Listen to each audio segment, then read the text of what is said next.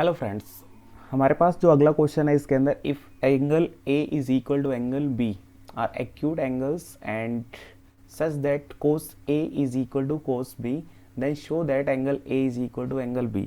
हमें देखो हमारे पास ये जो क्वेश्चन दे रखा है इसमें दो एक्यूट एंगल्स दे रखे हैं और इसने गिवन दे रखा है हमारे पास कोस ए किसके इक्वल है, कोस बी के। तो हमें शो करना है कि अगर आपके पास एंगल ए है वो एंगल बी के क्या होगा, इक्वल होगा। तो इसकी देखो दो टाइप्स आपके पास, एक इजी लेवल है और एक आपके पास इसका लो लेवल हाई लेवल है। तो हम पहले एक बार हाई लेवल कर लेते हैं, उसके बाद शॉर्ट लेवल को समझने में आपको टाइम भी नहीं लगेगा। तो सबसे पहले हम करेंगे इसके अंदर एक ट्रायंगल बनाएंगे। तो ट्रायंगल आपके पास रहेगी, ये हमारे पास ट्रायंगल हो गई और इसके बीच में एक ये इसी तरीके से छोड़ देते हैं। हाँ ठीक है। तो मीन्स ये आप ये क्या हो गया, चलो मीन्स आपने देखो किसके इक्वल प्रूव करना है, इसको एंगल ए के इक्वल बी को प्रूव करना। तो आपके पास ये एंगल ए हो गया, ये बी हो गया, इसको हमने क्या मान लिया सी, और ये पॉइंट हमारे पास कौन सा हो गया, डी। तो हम यहाँ पे लिख सकते हैं in triangle A B C. Means क्या क्या गिवन है इसमें, तो आपको दिख रहा है यहाँ पे सी डी है वो किसके परपेंडिकुलर है, ए बी के। तो सी डी आपके पास किसके परपेंडिकुलर है, ए बी के। देखो हमें करना क्या है इसमें, अगर ये वाली साइड इसके इक्वल अगर प्रूव कर दी तो हमें पता है इसके जो सामने वाला एंगल है और इसके फ्रंट वाला एंगल मीन्स अपोजिट जो एंगल रहेगा आपके पास वो क्या रहेगा, इक्वल हो जाएगा। मीन्स अगर साइड प्रूव हो जाती है तो आपके पास एंगल्स भी आप आराम से प्रूव कर दोगे। भाई अगर साइड प्रूव हो गए तो एंगल तो ऑलरेडी प्रूव हो जाएंगे, क्योंकि आपने 9th क्लास में ये वाली थ्योरम पढ़ रखी है। नहीं पढ़ रखी तो हम बता देंगे कि अगर साइड्स आपके पास इक्वल होंगे तो उसके जो अपोजिट एंगल हैं वो भी क्या होंगे, इक्वल होंगे। तो हम यहाँ पे कह सकते हैं C D parallel means C D perpendicular है किसके, ए बी के। तो हम यहाँ से एक साइड तो हमने ये उठा लिया। अब हमें क्वेश्चन में क्या गिवन है, क्वेश्चन में गिवन है, गिवन भैया है cos A equal to cos B, cos A equal to cos B. अब कोस क्या होता है भाई बताना पड़ेगा, पंडित बद्री प्रसाद हर हर बोले। तो कोस आपके पास बी बाई एच, तो यहाँ पे बी बाई एच। तो अगर हमारे पास ये भी बेस है और मीन्स एंगल दे रखा है और ये भी एंगल दे रखा है, तो बेस कौन सा होगा ये, क्योंकि पहले की पीछे की वीडियो में आप देख सकते हो मैंने बता रखा है ऑलरेडी आपको सारी चीज़ें इसमें एक्यूरेट तरीके से बता रखी हैं कि आपके पास इसके जो साइड रहेगी जिस पे दोनों एंगल्स 90 डिग्री और एक्यूट एंगल मीन्स ये दोनों एंगल अगर एक ही साइड पे होगा वो आपका बेस रहेगा, उसके अपोजिट वाली साइड आपके पास हमेशा क्या होती है, परपेंडिकुलर होती है। अब हम बात करते हैं कोस ए, आपके पास कोस ए क्या रहेगा इसके अकॉर्डिंग, एंगल ए के अकॉर्डिंग। तो हमारे पास कोस ए रहेगा यहाँ पे बेस, तो बेस आपका कौन सा है, ए डी बाई ए सी।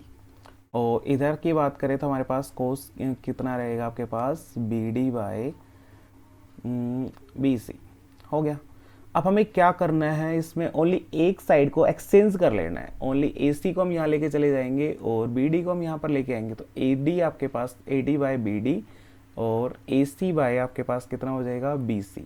एक बार चेक करो भाई ए डी कहाँ है, ये रहा, बी डी कहाँ है, ये रहा। भाई इसके इक्वल इसको प्रूव करेंगे और ए सी ये रहा और बी सी आपके पास कौन सा रहेगा, ये। मीन्स आपस में कम्बिनेशन होना चाहिए भाई। लड़ाई तो आपस में ऐसे थोड़ी ना कि भाई हम क्या करेंगे बड़े के साथ छोटे को लड़ा दिया, नहीं। हमें साइड के सेम टू सेम साइड जिसको हमें इक्वल प्रूव करना है, भाई इस साइड के इक्वल ये होगी, इसके इक्वल ये प्रूव होगी। हमने थोड़ी देर के लिए मान लिया है, इसको हमने क्या मान लिया, के।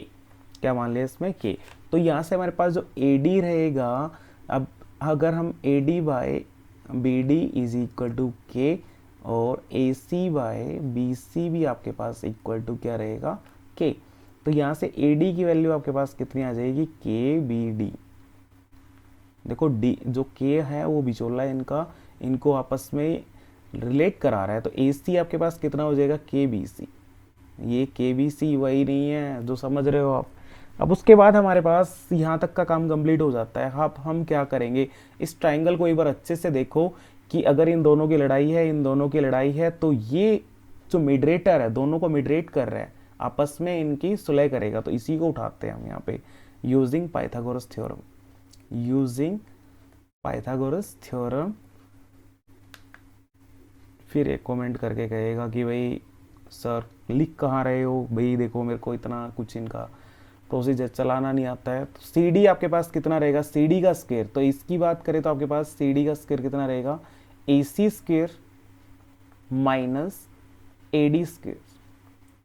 भाई इस ट्राइंगल की बात करें, मीन्स ट्राइंगल फर्स्ट की बात करें, आपके पास CD का स्क्वायर कितना रहेगा, AC square minus AD square. भाई सबसे पहले CD ने इस ट्राइंगल की बात सुनी, अब ये दूसरे ट्राइंगल के पास जाएगा। हाँ भी तू भी अपना विचार रख दे। अब इसने रखा कि भाई मेरा क्या है, BC square minus BD square. इसकी बात सुनने के बाद ये तो खुद हैरान है दोनों साइड से। अब दोनों को इक्वेट करेगा ये अपनी बातों को कि हाँ भाई बातें क्या चल रही थी। अब बातें जो चल रही थी वो इक्वेट कर रहा है। यहाँ पे देखो AC square minus AD square is equal to BC square minus BD square. फिर इसने देखा यहाँ पर कुछ बातें इसको मैच हो रही है। यहाँ पे AC की वैल्यू इसके पास थी यहाँ पर, और AD की वैल्यू यहाँ से इसके पास थी, तो यहाँ से इसने उठाना शुरू किया यहाँ से। तो AC की वैल्यू क्या थी इसके पास, KBC का होल स्क्वायर माइनस AD की वैल्यू यहाँ से देखो कितनी थी इसके पास, KBD का whole square is equal to BC का स्क्वायर माइनस BD का स्क्वायर।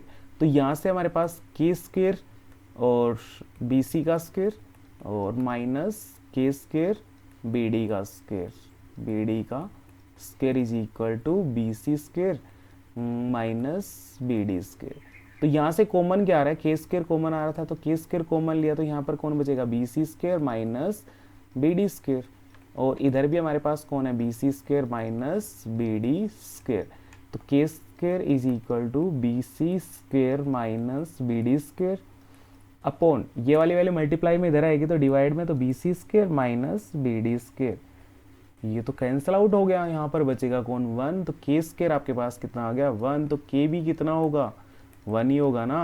अगर हमारे पास यहाँ पर K1 होगा तो हम बोल सकते हैं K की वैल्यू यहाँ पर देखो, यहाँ पर अगर 1 हो गया तो इसके इक्वल रखो भाई जल्दी से। तो यहाँ पर कितना हो जाएगा, AD by BD is equal to 1 and एक सेकेंड, उसके बाद हमारे पास AC by BC is equal to 1। तो यहाँ से AD किसके इक्वल हो गया, BD के, और यहाँ पर AC किसके इक्वल हो गया भाई, BC के। बस हमें यही प्रूव करना था। अगर ये प्रूव हो गए मीन्स आपके पास जो AD है वो इसके इक्वल प्रूव हो गई। एक सेकेंड कलर चेंज कर लेते हैं थोड़ा सा, मीन्स जो AD है वो किसके इक्वल प्रूव हो गई, BD के, और AC है वो किसके इक्वल प्रूव हो गई आपके पास, BC के। ये देखो यहाँ पर दोनों स्टेप आपके पास लिखे हुए हैं। तो हमें अभी थोड़ी देर पहले मैंने आपको बताया ही था कि अगर ये दोनों साइड इक्वल होंगी और ये साइड इक्वल होंगी, इनके जो फ्रंट वाला मीन्स इसके अपोजिट एंगल आपके पास क्या रहेगा, इक्वल रहेगा। तो हम लिख सकते हैं यहाँ पे equal side of opposite angles are equal, equal side of opposite angle